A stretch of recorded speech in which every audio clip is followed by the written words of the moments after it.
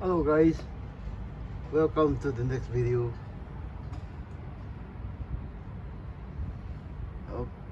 Okay, Rommel has basically remained the same, untouched for about 2-3 years, and we are actually working on this guy. In the past 2 or 3 episodes, we have seen this naked body with different arms. This arm is actually different from this side, underneath. This side is actually a very very detailed, what we call muscular. This side is actually skinny. Okay, then we started lengthening this one by one cm. The figure is actually very short. Not the figure, the naked body is actually very short. Then we started by lengthening this naked figure by 1 cm here. So this is where we got so far. This is yesterday's diorama base.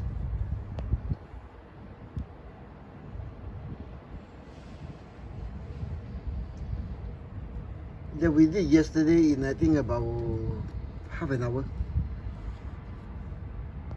From a plank of this what we call white crate wood,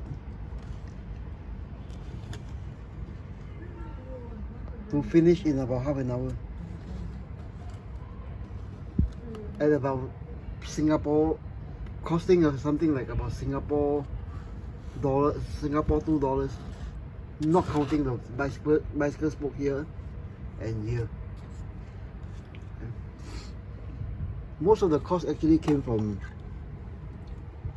super glue and this what we call iso soft clay.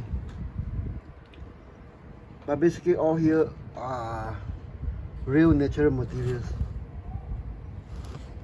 If you haven't seen this build up of this diorama, maybe go back to the previous 1 or 2 episodes. So after that we will go to about detailing of stuff. Okay. Well, the figure is the more contemporary type. The items on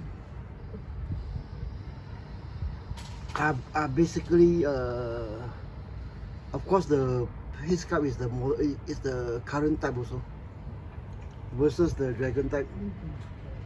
Okay. Dragons, the vintage dragons have very shallow reliefs. This is the more current type. Okay, of course with the except for the headsculpt and the body, the items you see here from head to toe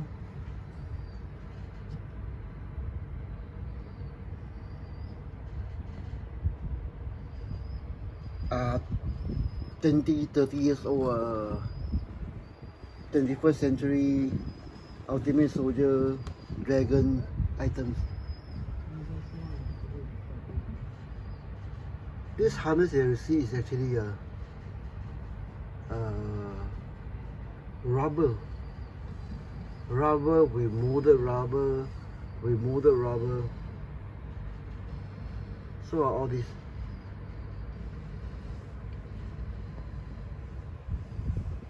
Straight out of the box, unweathered yet. Whatever weathering you see here is straight out of the box. Are the woods. Now yesterday off camera, to cover up. Okay, let's start from the beginning. Now, this is a pair of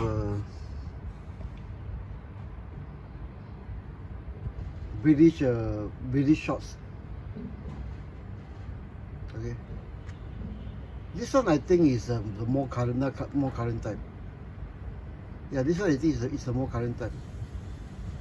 Because I remember this one actually come with a long pair of pants, something like this. This is the other more current type, British. Now, in the previous video you see these pants riding up almost to the knee. Now,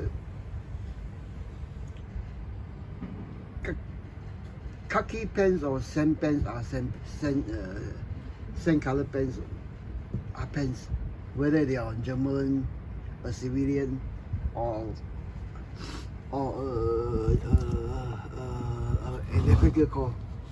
What actually distinguishes an Afrika Korps from a British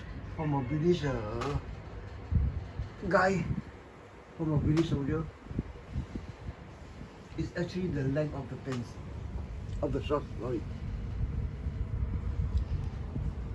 Now, the British have this thing riding at the knee level. Afrika Korps tend to have, not all, but they tend to have pants. How to describe it? The 1970s Bjorn Borg tennis style. Okay. For you ladies out there, it's sexy pants in World War II.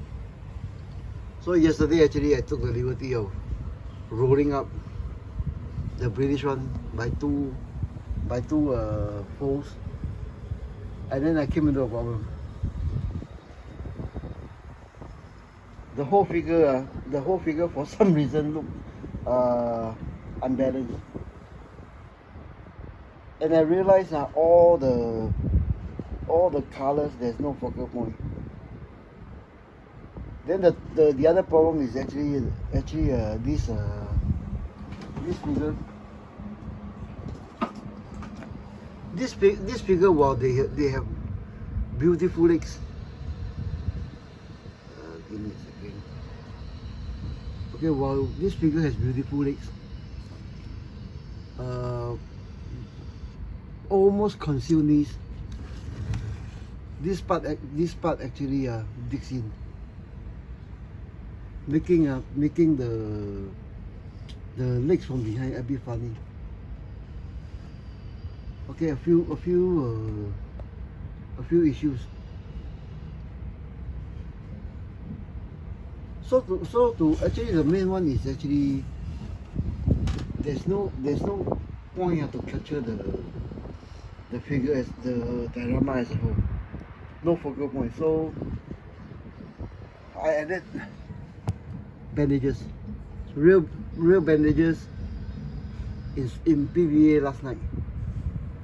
It's now dry. Yeah, it's now dry. Okay.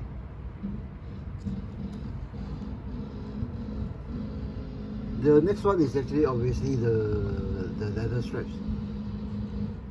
The same 1mm sheet of this goat skin cut to make the non-existent strap for this piece helmet. Change the goggle straps from this black elastic, also using this goat skin. Now previously I had this helmet on. No, not this helmet. Where is the other helmet? Previously I had this helmet on. This is also a 21st century ultimate soldier kind of thing, with beautiful detail buckle. But this is actually real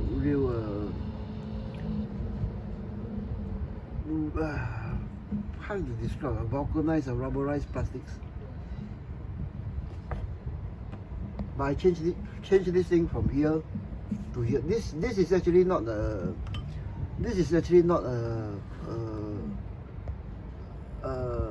what we call focus. This is actually not what comes in any kit, but I actually bought a few.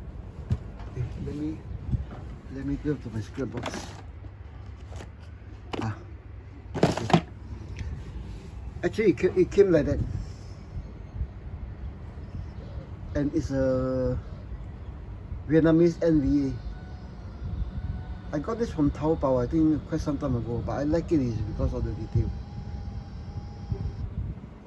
It's actually a rubber, or what we call vinyl. It's very soft vinyl.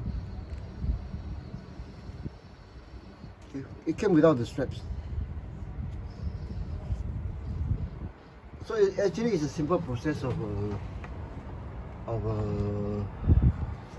let me put this thing on. The same 1mm goat skin, okay.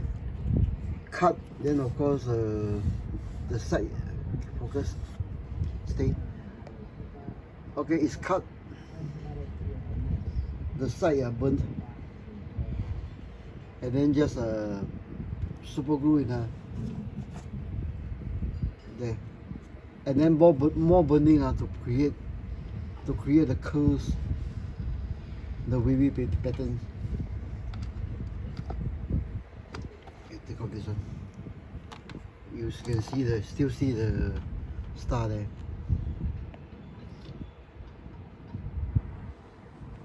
Okay, the other bonus I got is actually the markings.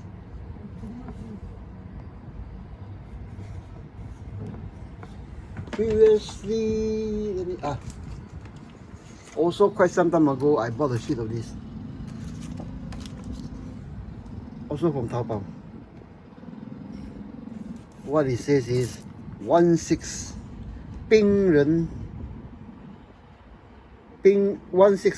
模型人偶, which translates to 16 figures.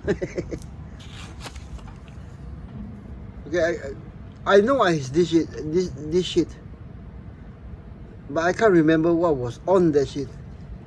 Then in my mind I was thinking, though, you know, this Africa logo with a white a coconut tree or palm tree with the straw sticker in the center. But as it turned out, some googling confirmed that for Pith helmet, this marking and this marking is authentic. So that is that. I applied it also last night. Then I just shot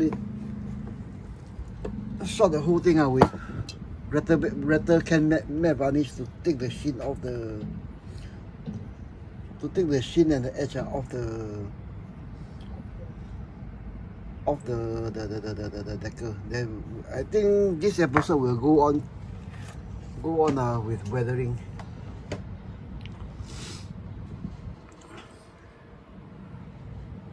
Okay, I think we'll start with further detailing a modern focus, a more contemporary face. Of course, I frogged the beer, especially the boots. Okay, so today the boots you see, Rommel is actually weathered about about 2-3 years back when I built this thing. Okay, for Rommel, this is actually the color of the fabrics, both for the tunic and the pants.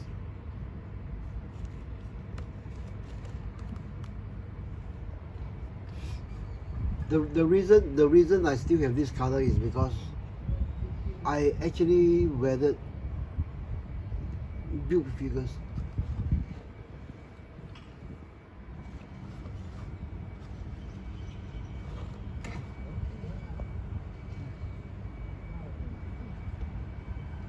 Okay, so we'll work some on this one, some on the face.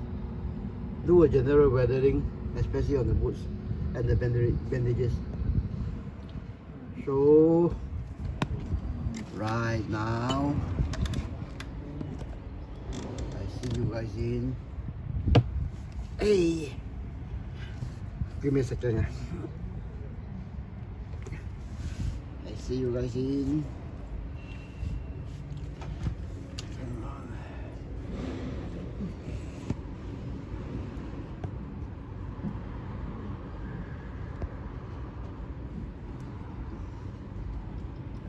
Focus.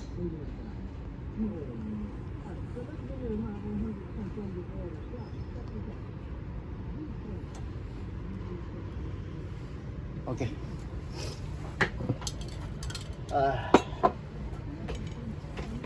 I got hay fever.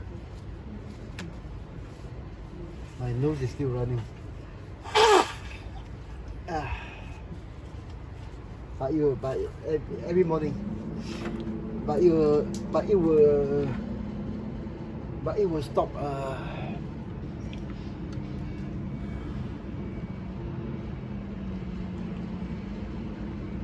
No, I don't. I think I detailed this thing some. But I think we'll just you know do some blending. Oh my God! I lost my. Yep. I lost my palette. I lost my palette. I misplaced my palette. Where is my palette? Okay, then I can continue from there.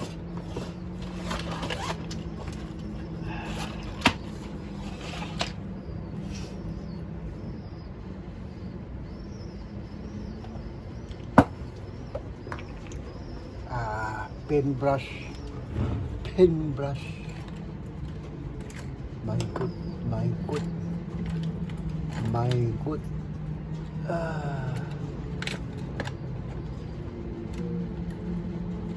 Where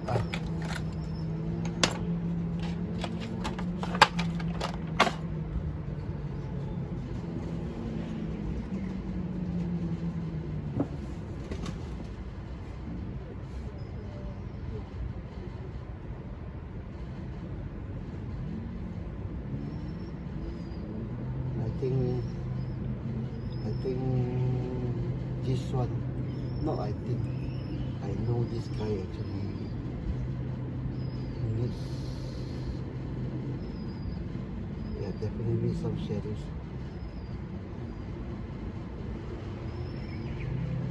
Yep, definitely some shadows.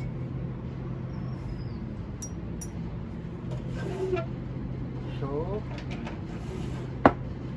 Pamia, how it? You guys actually saw me mix up this batch a few episodes back. Pamia Howard with a thinner. Sorry, enamel Pamia Howard XF64, I think, mixed with a hardware store thinner. Yeah, I think definitely need some shadows.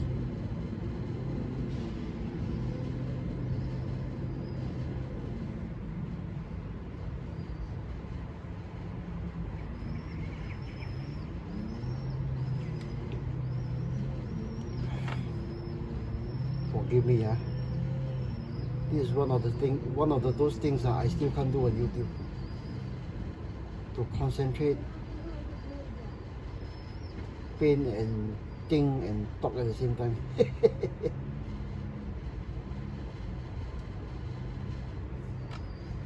One of the big surprises.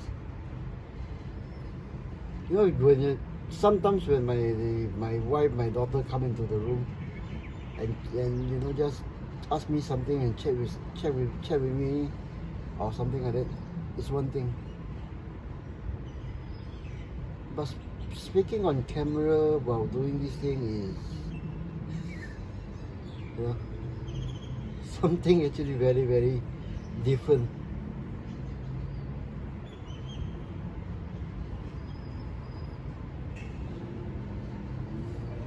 Okay, some to the temples, some to the necklace.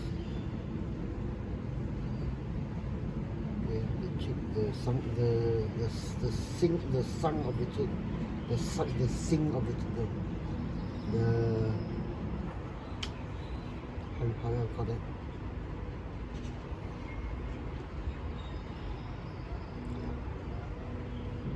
Yep, definitely did it what it is.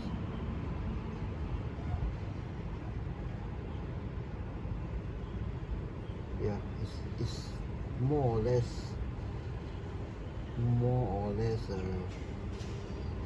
starting to wake up.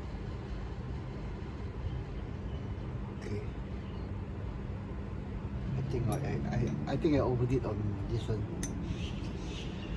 and I made a mistake of applying this one to soften up everything. So let's hope it never leave the pin.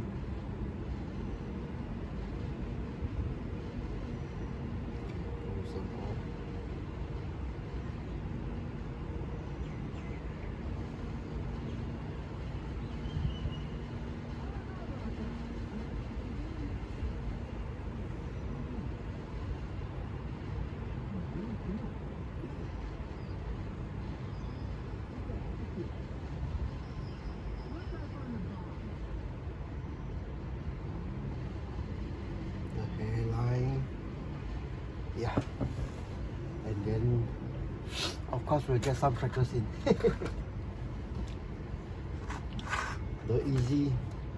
the easy way to do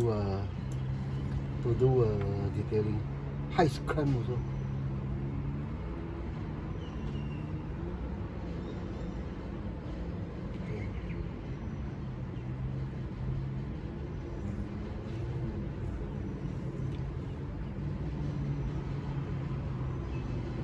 Okay, so we have something like that.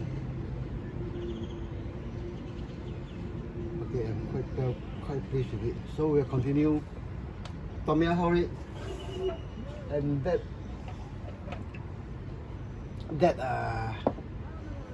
Tamiya brown. Is it Tamiya brown? Oh, sorry.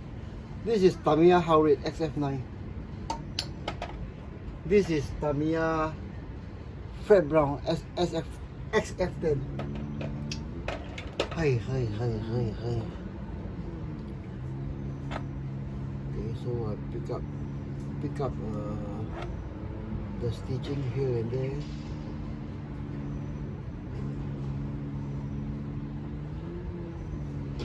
Especially over the decal.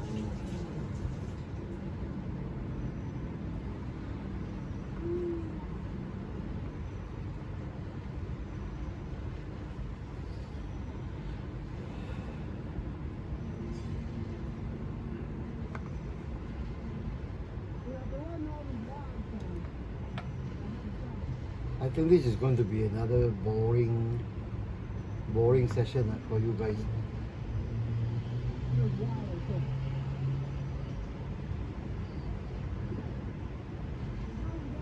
But we'll get to the exciting parts of having blood and having blood and plasma on the bandages later.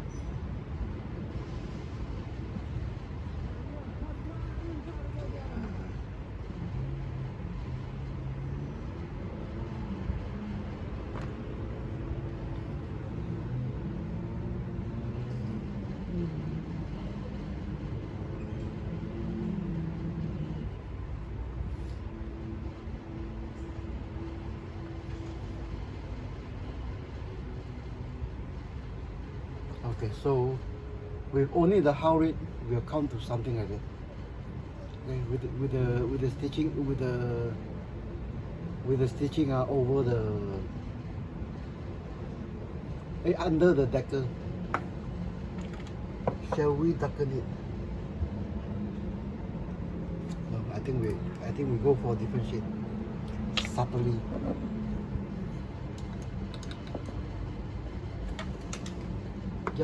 Just to get the edges of the stripe to stand up.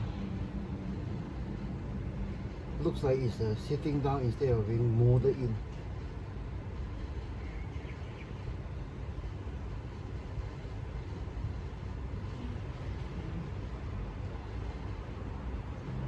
Okay, more to the stitching here and there. Then of course after this some flicks of the pins.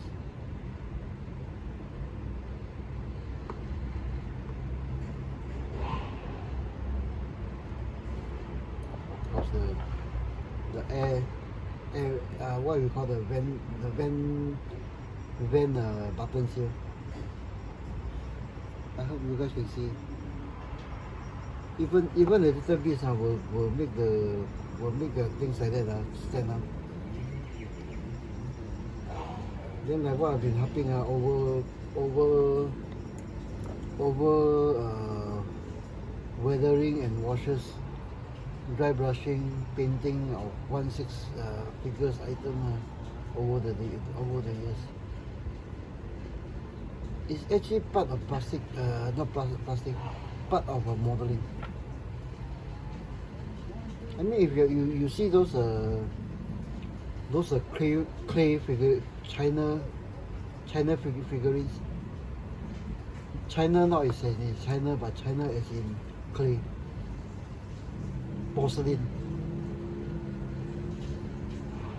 Even if you're into building that, painting also comes apart. You have to add color to the figurine before they went into the oven.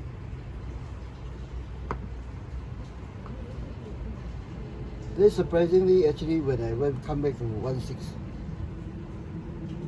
besides some guys doing it on YouTube, actually almost none do this. It's actually hobby paints and scale model actually always goes hand in hand. I actually don't know what happened. Maybe it's because the cost of the paints or what. Now in this in the 70s, I think as late as 1976, 77, one tin of Airfix Umbro. I can't remember whether Matchbox has been then, but anyway, a tin of this Airfix and Umbro, the same tin that you see here nowadays, cost Singapore about 20 cents. It was up from I think 50 cents, 15 cents, not 50, it's 15 back then. But what I think is actually the way business is done back then.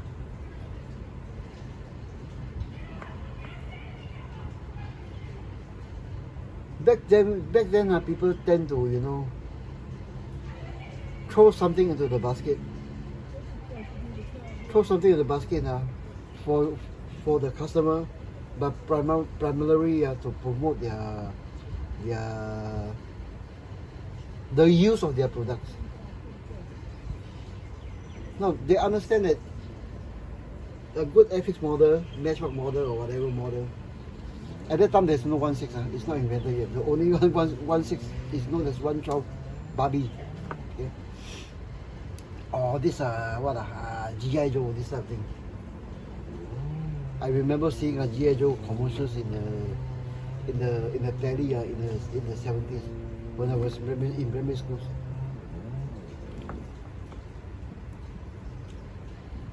Okay, the way the old school do it is actually to promote their products. They have to be built well, enjoyable. People really not to like nowadays. I see guys doing in 1/6.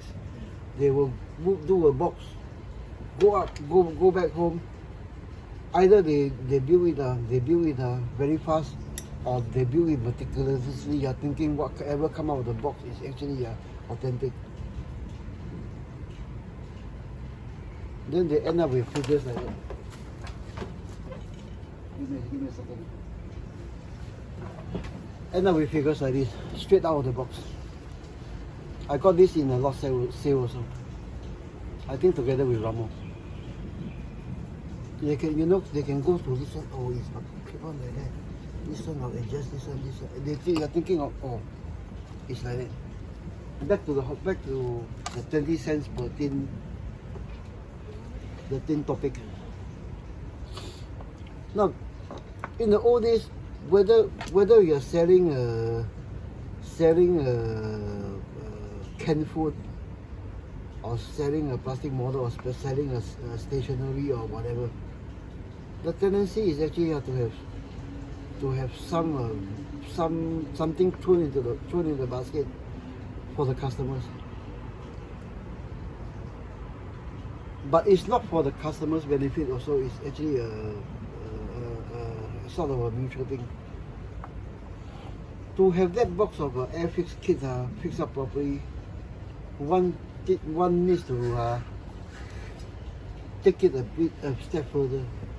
Okay, obviously, everyone, especially kids at that time, the first you feel one is actually, oh yes, I have a plane. Oh. Then after maybe a few, if they have the interest, they'll look at some pictures or what. Then they'll slowly find, oh, this thing is not exactly right. That thing is not exactly right. Maybe some hobby paint will help. So they go into hobby paint. Then after that, they'll start looking at their figure again. Okay, then actually that's where the real hobby kicks in. It's not exactly what I call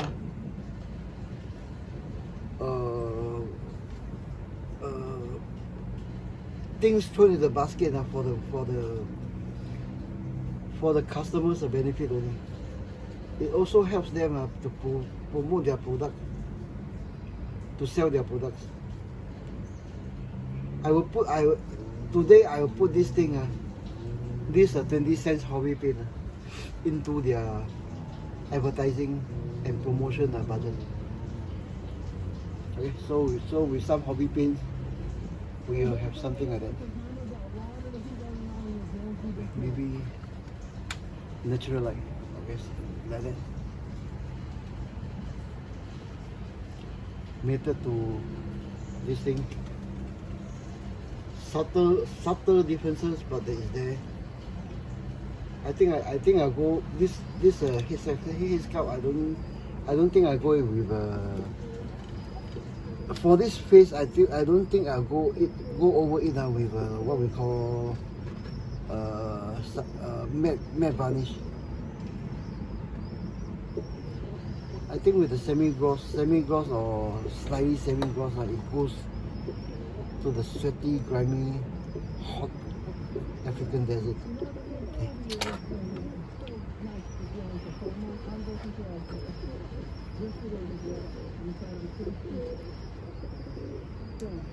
But nowadays, I don't know what happened. From what I know, in the old days, from the factory, they tend to produce, large lots. They last for maybe 5 years, 10 years, 20 years. The way that those automobile industry do it. Okay, they produce a model of a vehicle, then come up with parts for all the vehicles, or maybe a high percentage of the vehicles for the next 20, 30 years.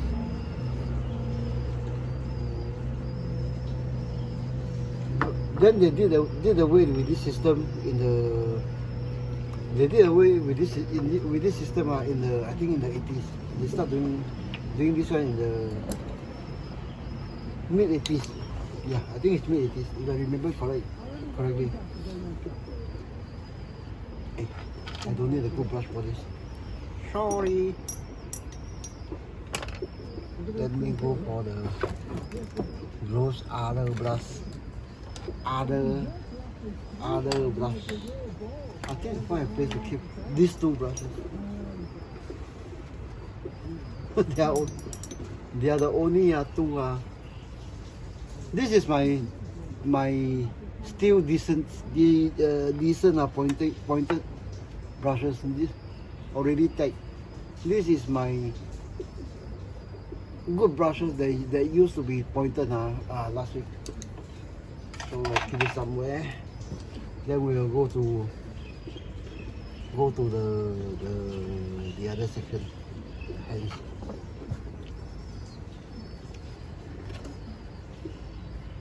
This back to my renting. So during the 80s, somehow this stockpiling of spare parts or whatever actually somehow went away. Then the worst is in the late 90s. There's a so-called logistical way of running things. You do what you need. You buy when you need, on what you need.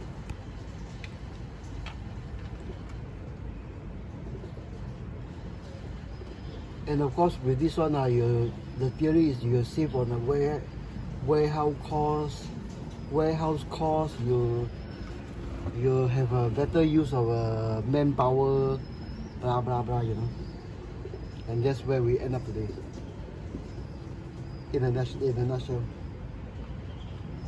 Then in a nutshell, we also when I came back to skill hobby, actually I was horrified to learn that 1.6 is actually on the way out.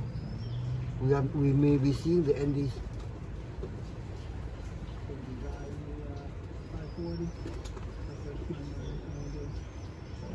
I think not 1.6 in general, but 1.6 military. We may be seeing the end. We may be really seeing the end days right here, right now. Fewer and fewer people are actually taking up this hobby.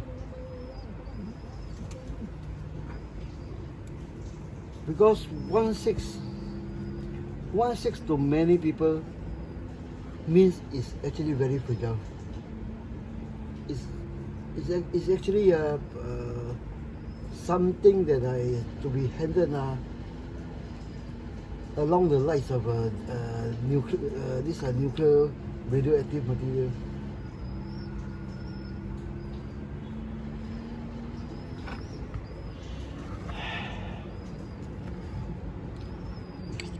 A real sigh of pity.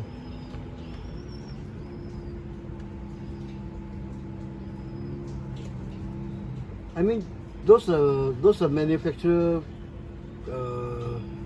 companies from China. Take note from the ranting of an old man. In the 80s, 90s, when y'all came into this hobby, China, Hong Kong manufacturer, you are actually riding on the important work done previously by companies like this Airfix.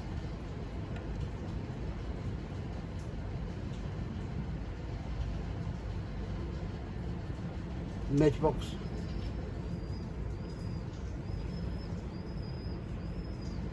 Okay, I don't know what the market share right now is, but it will appear that Airfix herself has actually take a beating. Then she has came back about a few years back. But my point is, when companies comes in late, they are actually riding on those work done by Airfix, company like Airfix, Monogram, Revel, Matchbox. Okay, we'll get on to.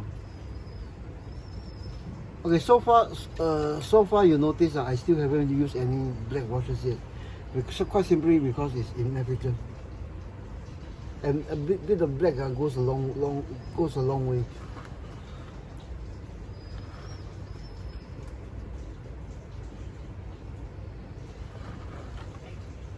So with all these China companies like Ming, Dragon, DID, right now as the market leader, perhaps they should do whatever is required or is done, not required, done by companies like Airfix, Matchbox, Hambro did in the 60s and the 70s. You know, put something in the basket like hobby paints for their benefit and the customers' benefit.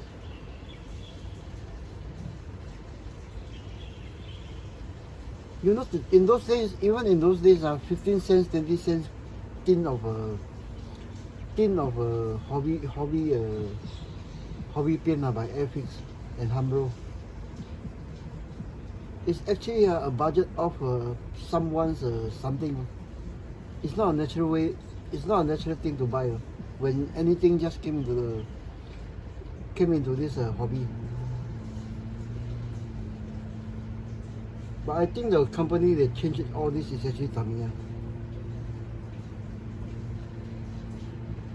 Tamiya actually hit it big when she came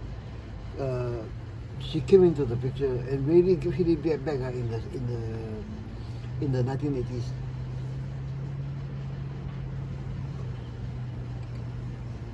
So as they took the lion's share, that's where Dragon DML came in. They came in after Tamiya took off with radio control. But of course, radio control with radio control came the US race company like Associates. It's so long ago I can't even remember the company's name. Okay, with companies are like Associated or something like that.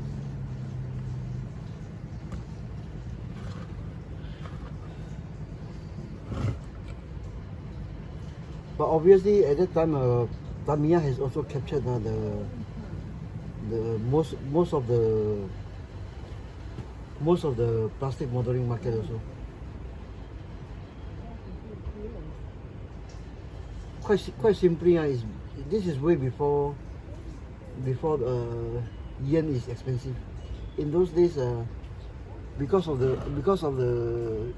cheap yen, cheap Japanese yen, and the efficiency of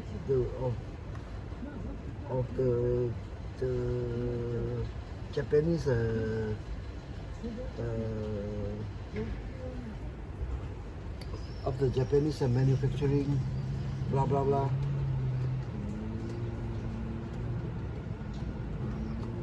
When they came in, they are also the first ones. They actually came up with acrylic paints.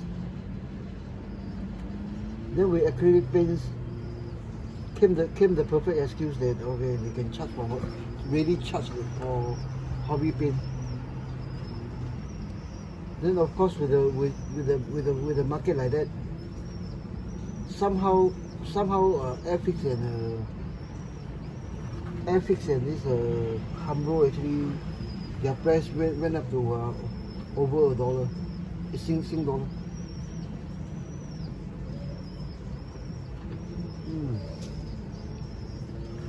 I think I made a mistake of not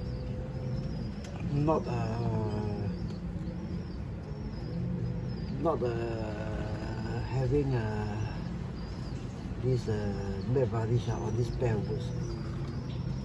But I think we will get down to the solve the problem by maybe softening and melting the rubber to get the wash to stick. Yeah.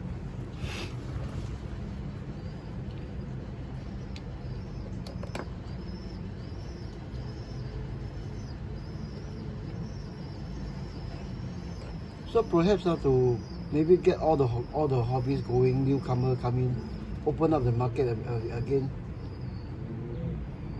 Perhaps those China manufacturers that actually thought they took over the market by storm or whatever, from Airfix, Umbro, Matchbox. Okay, this is my 2 cents worth.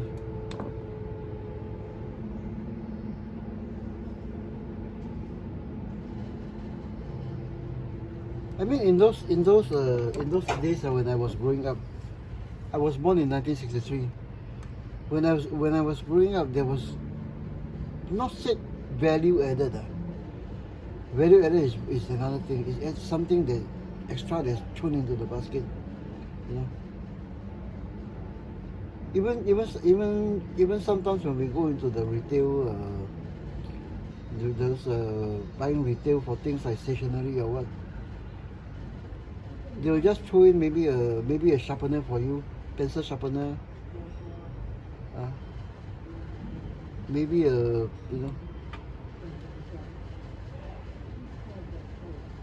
And right now, if some employee or even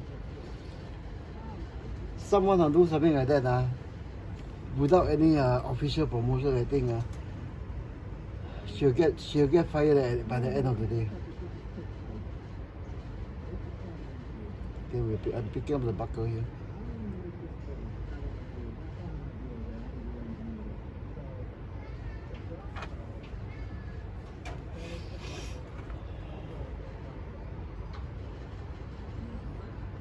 Yeah, I think we'll let whatever I do, dry out some yet. Then we'll continue with the important things, like what I mentioned just now.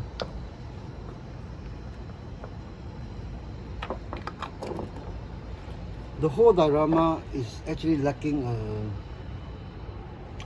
a focal point, something that you look at the details. Which surprisingly,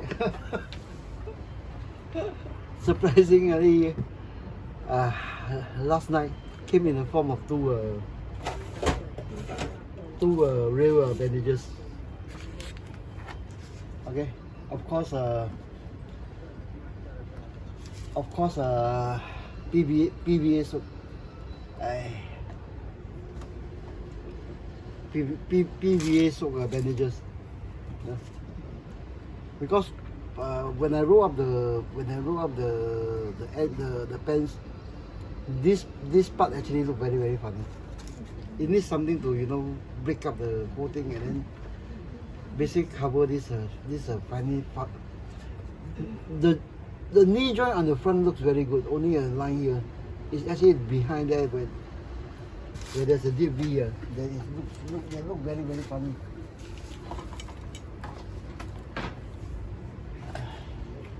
Give me a second, my hay fever is still running. I don't know what happened this morning.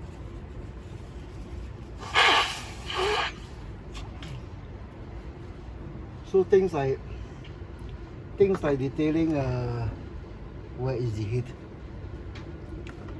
Things like detailing pith helmet.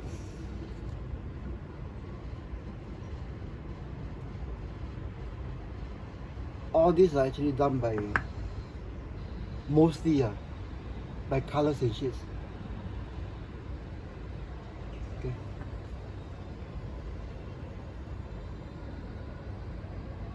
And this is not even cloth or what, it's actually vinyl. Very, very soft vinyl.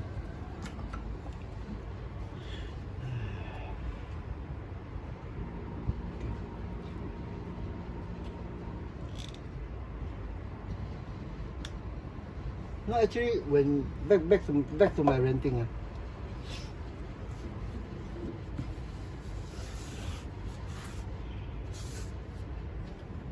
You know, in those days, in Singapore, companies, those importers actually also have those figure building competition, all these things. I found my. We do the. Okay, we'll use a mixture of this one and standard color pencil for the blood and the plasma. Quite simply is because I discovered when doing some other thing that standard red color pencil is good for the face, but it does not penetrate well into into the bandages. So again, some reds,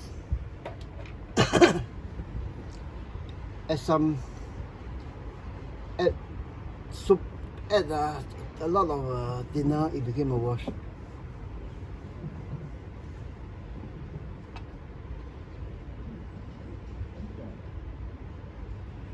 Okay. So the idea is actually just to touch on the bandages. Let the whole thing spread out, but not to the point that it's the whole thing is red in color. See? And you don't want bright red also. So that's why there's some black here. I mix it here with the same dirty paint that I use, paintbrush that I use to do washes. Okay, of course some here, some there.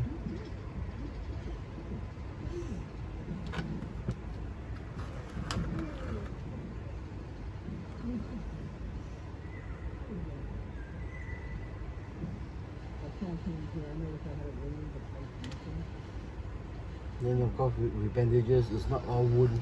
It's sometimes those fingers that blood stained fingers will touch here and there. Okay, so you have something like that. Okay.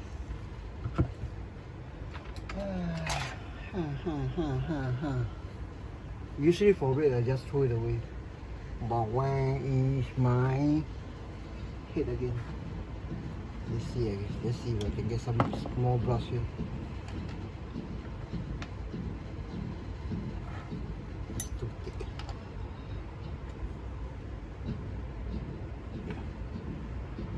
After all, it's the sun. Too thick.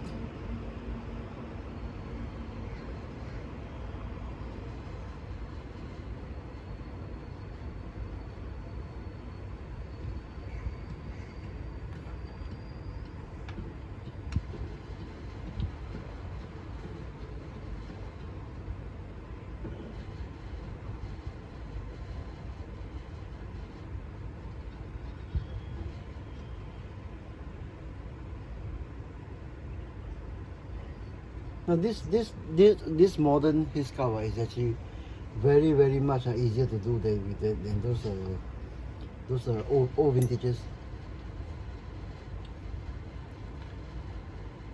It's just simply that the molded relief line is actually very well defined.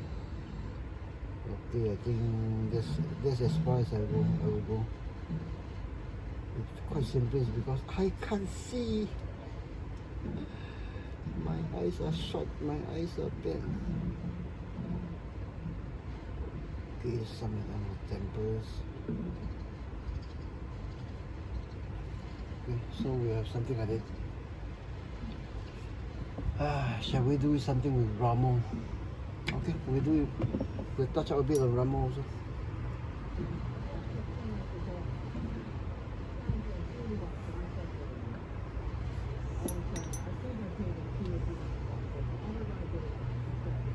Then I think we'll just clean off the reds. Can I remove the headsculpt? Nope.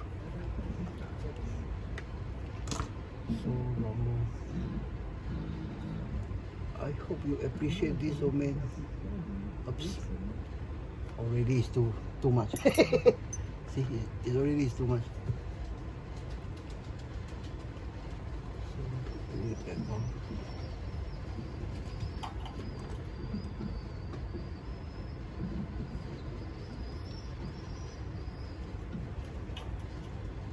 You know, next time if I were to do a dragon, those old vintages headsculpt, I think I might just just dip the whole headsculpt in thinner, work with a bare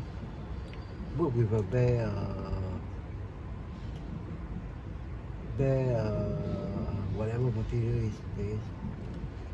Oops. Yeah, definitely need to be blended. And we have, yeah, too much weight. Okay. Too much weight there.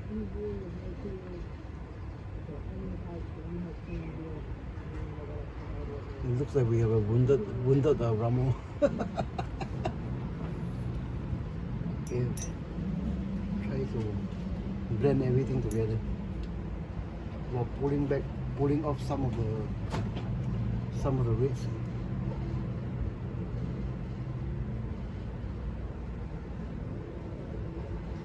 Then maybe you'll see me crying if I blotch up this one and destroy the paint, lift up the paint and destroy the whatever.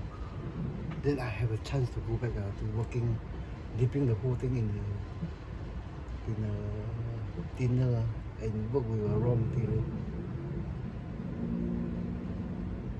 It's one of those things that actually never occurred to me. That this 1980s, this one should be from the 1980s original dragon kit. It never occurs to me that when I got to 16 World War II, it never occurred to me that these super old kits actually they had oil paint. They use oil paint.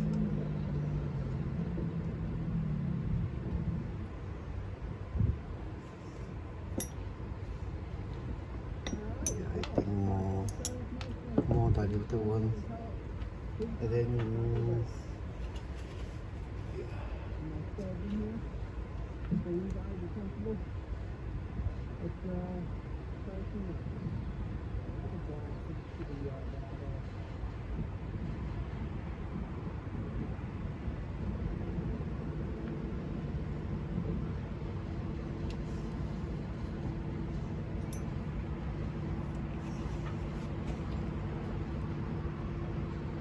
bear in mind, this headsculpt still have oil underneath. It's not stripped. So for this headsculpt, this old vintage, I'm actually dealing with very shallow relief. Plus, whatever relief is there is actually filled up mostly by oils.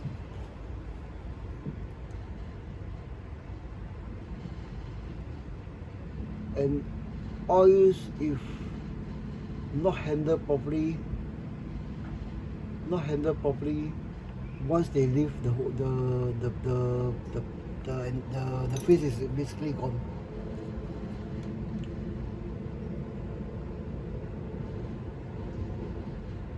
But the difference between the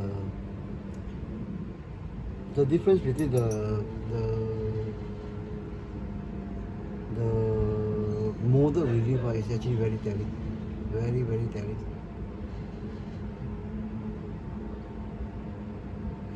I mean, there are people like Miguel Tavares, Ransom Chua, okay, my local guy, Ransom Chua, they can do it, but not me. I don't claim to be a advanced or super advanced modeler. I'm just a average modeler. Actually, even from those days, even when I moved from scale modeling to playing RC, I'm actually just one of those guys that they want to just pass time, you know, fiddle with the hands. Then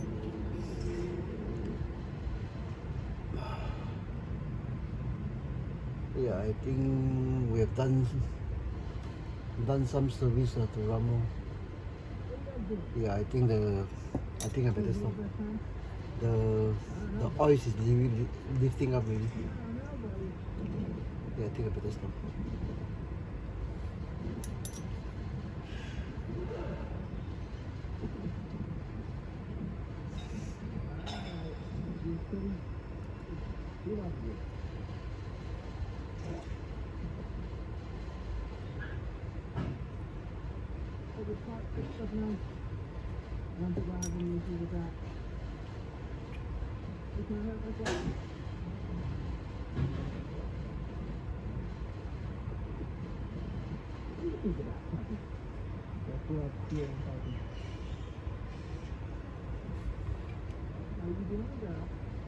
Yeah, I think I better stop. Better stop. If not, you'll hear a scream of anguish very soon. Okay, I think for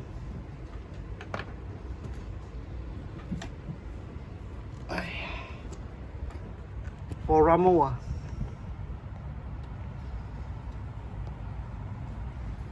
focus. For Rommel, I think I'll stop here then. Maybe pick up some detail. Pick up more details after everything is dry and cured. Overnight. Okay, overnight. Okay, so back to this blood. Okay, with red in, it looks something like that. With more red, but in a thicker form, it becomes something like that. Okay. This one shows the wound is here. These are all stained. Okay. So this one I make it here.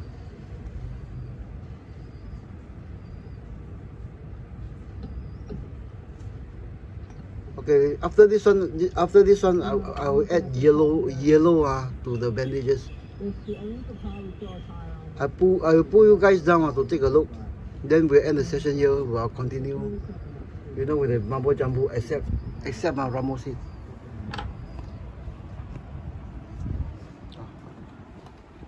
A close up. Hey, focus. A close up of the modern head. The helmet. Okay. Oh, 1 hour. How time flies.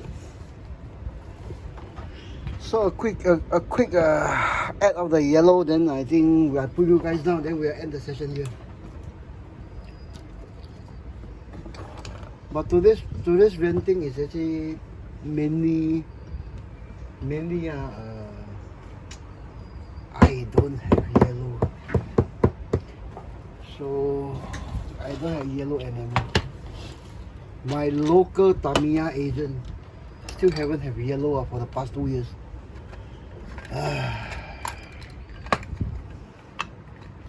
It's actually back to my renting. Instead of like Airfix selling the thing 20 cents, basically maybe just to cover their cost. I don't think shipping cost that much, because in those days it's actually they done it by sea, really shipping by boat. Now I need a surface to work. Oh yeah. So maybe if you say someone from Malaysia, Singapore, US were to ship a container, a shipment they say the airfix thing, then whatever space is left inside there, things like free things like this what we call pins.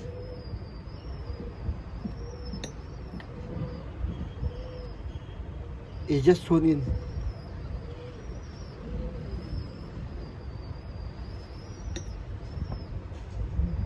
Okay, so this one actually goes just outside the red.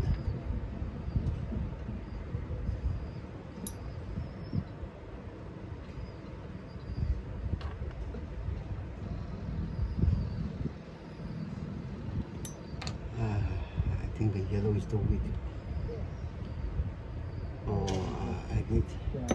I need more than what I sent. Or I really need a deep dish. No, I need a deep dish. So, one piece of one additional thing. You see this piece that hangs here is actually my drilling rack. A new piece. This is top grade material. Columbia Army sheet, fishing shirts.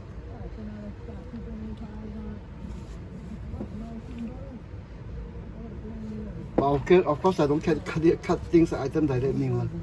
It's actually I worn it for a few years, then it's worn down thin to the point it's the under the armpits is already.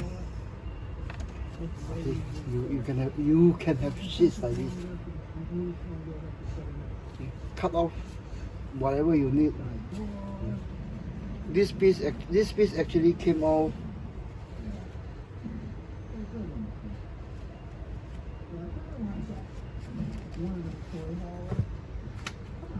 I think it's here. Came off here with the same shade of blue.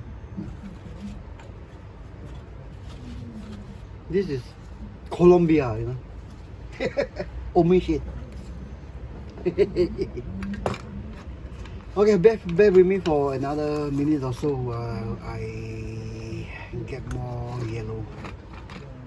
Lots of yellow. Because my sight that if oil spill, Tamiya yellow green.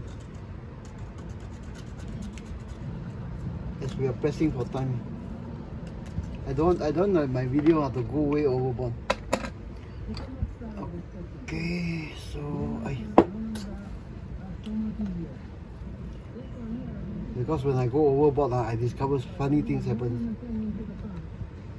Like the video will be loaded on in portrait form, which I will have to spend an additional 1 or 2 hours.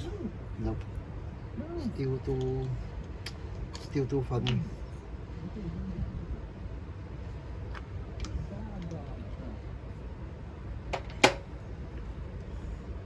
Nope, too dark. So right now we're in a pin crisis. Okay, plasma.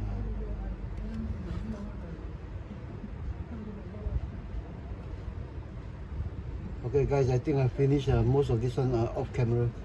But I'll put you down to see blood and plasma.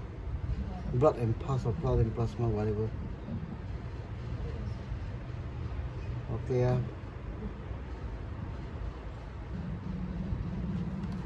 Okay. So with red and yellow, we end up something like that. Of course, the yellow and red need to be further infused by thinner. Then the once bare pair of bright green This Afrika Korps boots. Now it's like that. But I think we'll end the video at 1 minute 10 seconds. At 1 hour 10 minutes. With things like that. Okay guys, see you in the next video. If not, I'll run into issue uploading this one to Facebook.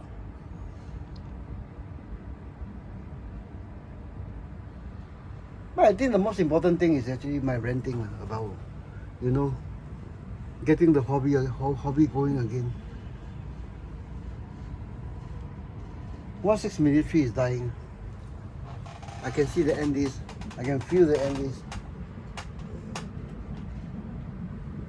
Okay guys, see you in the next video.